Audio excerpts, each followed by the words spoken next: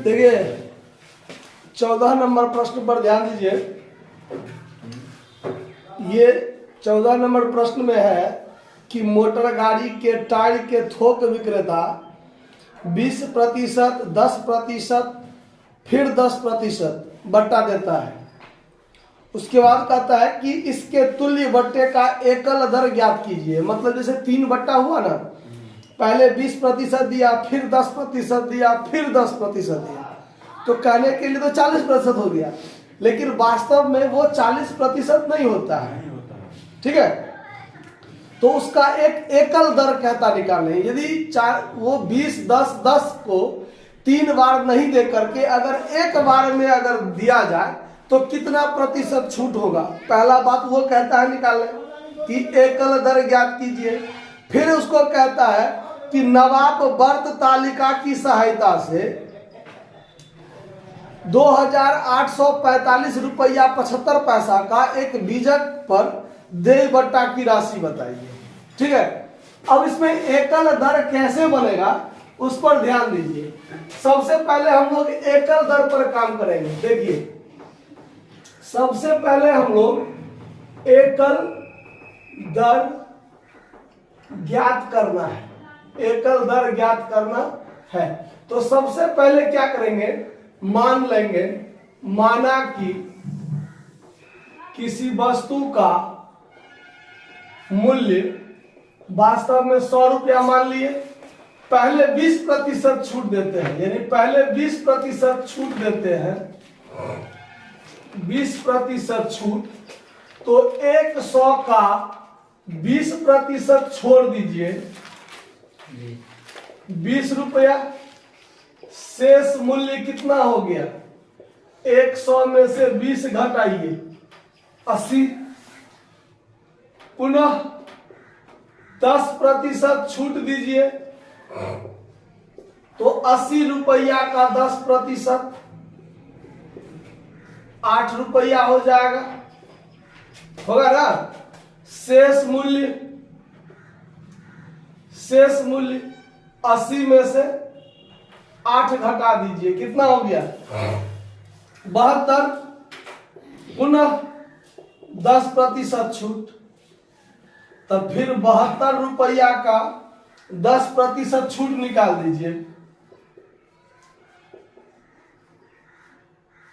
7.2 होगा। शेष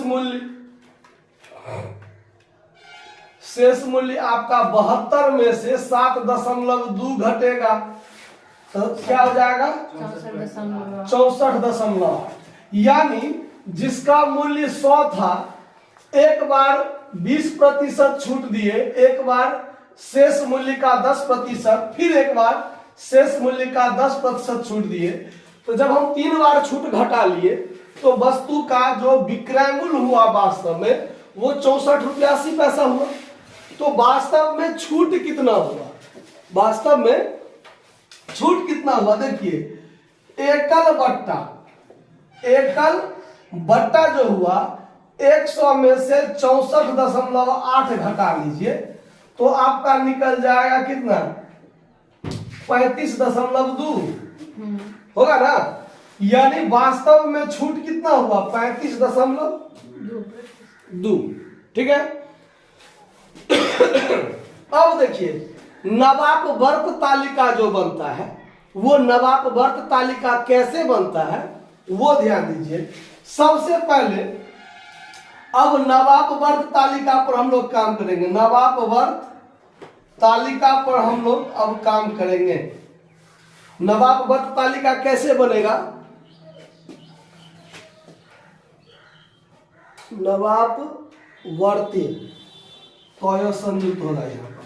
ठीक है, अब देखिए ये तालिका कैसे बनेगा, तो सबसे पहले ये जो छूट है, ये छूट एकल छूट जो निकला है ना, वो पहले हम लोग 1 रुपया पर एकल छूट करेंगे। ठीक है,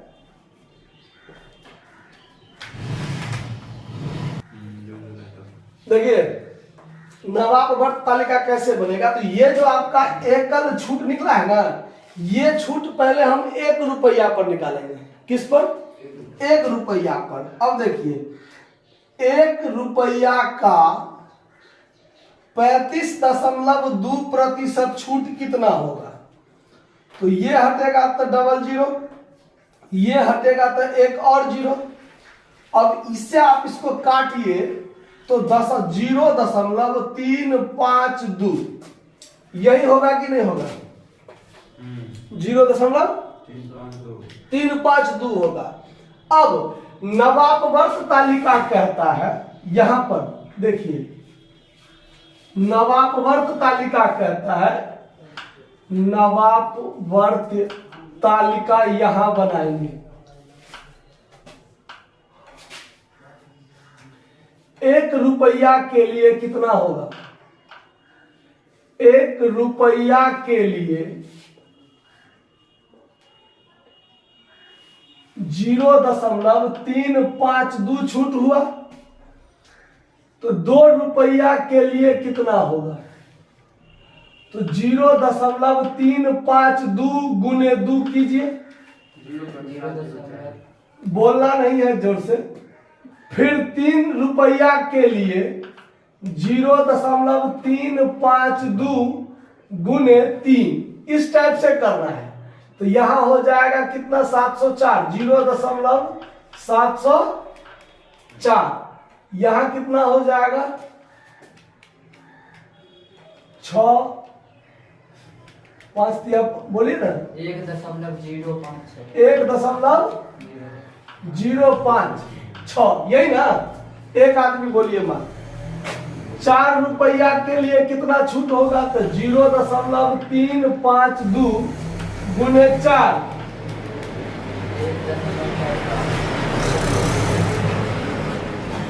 चलिए कितना हो गया इसका गुना?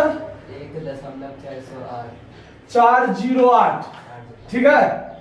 5 रुपया के लिए छूट 0.352 गुने 5 कितना हुआ? 1.760। कोई बात नहीं। अब 6 के लिए निकालेंगे तो 0.352 गुने 6 कितना हुआ?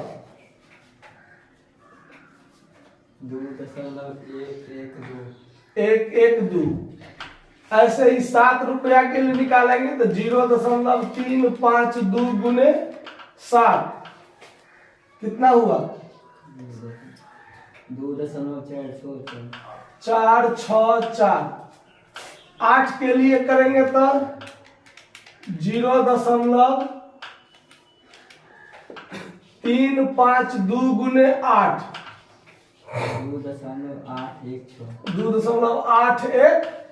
2.816, यही हुआ ना। और 9 के लिए करेंगे तो 352 गुने 9 3.168। देखिए नवापवर्त तालिका में 1 रुपया का सबसे पहले तो हम एकल दर निकाल लिए।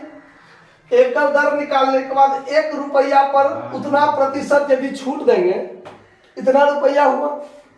नवापवर्त तालिका में 1 से लेके 9 तक, 1 से लेके 9, 1 रुपया के लिए इतना हुआ तो 2 रुपया के लिए 2 से गुना, 3 रुपया के लिए उसी में 3 से गुना, 4 के लिए 4 से गुना, वैसे ही 9 तक कर लिए। ठीक है। अब देखिए नवापवर्त तालिका के मदद से हमको छूट निकालना है कितना रुपया पर? 2845। अब देखिए कुल मूल्य, चूंकि कुल मूल्य जो है 2845 रुपया 75 पैसा, इस इतना रुपया पर हमको छूट निकालना है। इस रुपया पर हमको क्या करना है? छूट निकालना है। तो कैसे निकलेगा छूट, उस पर ध्यान दीजिए। अब कैसे? नवापवर्त तालिका से जो बनेगा, तो ये देखिए 2 का स्थान कितना पर है? यदि इसको हम लोग अलग से अगर देखें तो कितना हुआ? 2840 5 0.7 0 या 0.05 ऐसा लिख सकते हैं कि नहीं लिख सकते हैं? अगर इसको हम खंडित करके अगर लिखना चाहें अलग अलग करके, तो 2 जिस स्थान पर है तो 2 का मान 2000 हुआ, 8 का मान 800 पर हुआ, 4 का मान 40 पर हुआ और 5 का मान इकाई पर हुआ। ठीक, और ये 0.75 जो है वो 0.70 कहिए, चाहे 0.7 भी कह सकते हैं, या ये 5 का जो स्थान है वो 0.05 के स्थान पर है ना। इस पूरे को जोड़िएगा तो इतना ही ना होगा। अब ये नवापवर्त तालिका के मदद से सबका अलग अलग छूट निकालेंगे, सबका अलग अलग छूट निकलेगा। कैसे? नवापवर्त तालिका से देखिए, 2000 रुपया के लिए छूट, के लिए छूट कितना छूट होगा? तो 2000 को हम कितना लिख सकते हैं? 2 गुने 1000 लिख सकते हैं ना। तो 2 गुने 1000, तो 2 के स्थान पर कितना है? 2 के स्थान पर कितना है? 0.704। इसमें गुना, यहां नहीं, थोड़ा पीछे करके लिखते हैं। 0.704 गुने कर दीजिए 1000, तो दशमलव हटा तो 3 0, ये से ये कट गया, तो छूट कितना हुआ? 704। 800 के लिए छूट, 800 रुपया के लिए छूट, तो 8 गुने 100 लिख सकते हैं। तो देखिए 8 के स्थान पर कितना है? 2.816 और गुने कितना कीजिएगा? 100। तो दशमलव हटा तो नीचे में 3 0, 00 से 00 कटा और इसका छूट हो जाएगा 281 रुपया 0.6 होगा ना। वैसे ही 40 रुपया के लिए छूट करेंगे तो 4 गुने 10 लिख सकते हैं। तो यहां पर 4 गुने नहीं, अब 4 के जगह पर क्या था? 1.408 गुने 10, ये हटा 3 0, 1 0 से ये कट गया, यहां पर 14.08 होगा कि नहीं होगा?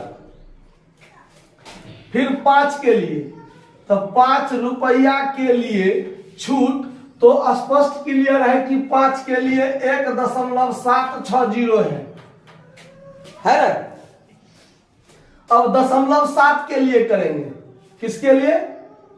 0.7 के लिए, तो 0.7 रुपया के लिए जब करेंगे, समझ में आ रहा है बात? 0.7 रुपया के लिए जब हम करेंगे तो इसको हम 7 गुने 0.1 लिख सकते हैं, लिख सकते हैं ना। तो 7 के लिए कितना है? 2.464 और गुने 0.1 करेंगे तो दशमलव बढ़ के हो जाएगा 0.2464। दशमलव यदि गुना में हो तो उसका अंक जुट जाता है, तो पूरे में 1 से गुना करिएगा तो 24 64, दशमलव के बाद 3 अंक, दशमलव के बाद 1 अंक, तो दशमलव के बाद 4 अंक होना चाहिए, तो 4 अंक पीछे आ गया। गुना करके आप लोग देख लीजिएगा। वैसे ही 0.05 रुपया के लिए जब हम छूट का व्यवस्था करेंगे तो 5 गुने 0.01 लिख सकते हैं। और फिर 5 के लिए कितना व्यवस्था है यहां पर? 1.760 गुने 0.01 कीजिएगा तो पूरे में गुना होगा तो 1760 ऐसे ही हुआ। 3 और 2 5, 5 अंक दशमलव पीछे आएगा तो 2 2 4 1 5 दशमलव इतना हो जाएगा। तो हर एक अंक के लिए हम अलग अलग छूट की व्यवस्था किए है ना। यहां तक बात समझ में आया। अब क्या करेंगे हम लोग, जगह का थोड़ा अभाव हो रहा है, यहां पे आ जाते हैं। देख लीजिए, अब हम निकालते हैं कुल छूट। क्या? कुल छूट। तो देखिए 2000 रुपया पर कितना छूट हुआ? 704। 800 पर कितना छूट हुआ? 281 रुपया दशमलव 6। प्लस 40 पर कितना छूट हुआ? 14.08। 5 रुपया के लिए 1.760 प्लस 5 तक का हो गया ना, 1 2 3 4। हाँ, अब 0.7 के लिए कितना हुआ? 0.2464 प्लस, और 0.05 के लिए 0.01760। इतना जो निकलेगा ये टोटल छूट हो जाएगा इस दर से। इस टोटल को आप जोड़िए, कितना होता है? 1001 कितना? 1001.704। ये जो हुआ आपका एकल छूट और नवापवर्त तालिका से। टोटल जोड़ के आ गया इतना? आंसर है इतना? ये आपका सवाल हुआ। अगर आप इस टोटल मूल्य पर सीधे इतना 0.2% निकालिए तो भी इतना ही होगा। लेकिन सवाल में क्या दिया है कि नवापवर्त तालिका बनाकर तब आप उसका सॉल्व कीजिए। तो नवापवर्त तालिका पहले तो उसका एकल बट्टा निकाले, फिर 1 रुपया का छूट निकाले। अब नवापवर्त तालिका में 1 से लेके 9 तक 1 रुपया के आधार पर हर एक 9 तक का सबका डिस्काउंट निकालेंगे। और जब 1 2 से लेके 9 तक का निकल गया तो अब देखिए कि ये जो 2845 है 0.75, अगर उसको हम खंड अलग अलग कर लें तो 2000 के लिए 2 गुने 1000, तो 2 का जो मान है उसमें 1000 से गुना कीजिए। फिर 800 के लिए 8 गुने 100, तो 8 का जो मान है उसमें 100 से गुना कीजिए। फिर 40 रुपया के लिए 4 गुने 10, तो 4 के मान में 10 से गुना कीजिए। अलग अलग वैसे ही कीजिए। जब हर एक का अलग अलग छूट निकल गया तो हर एक छूट को एक जगह आप जोड़ लीजिए, टोटल इतना रुपया पर इतना छूट हो जाएगा। आया समझ में बात?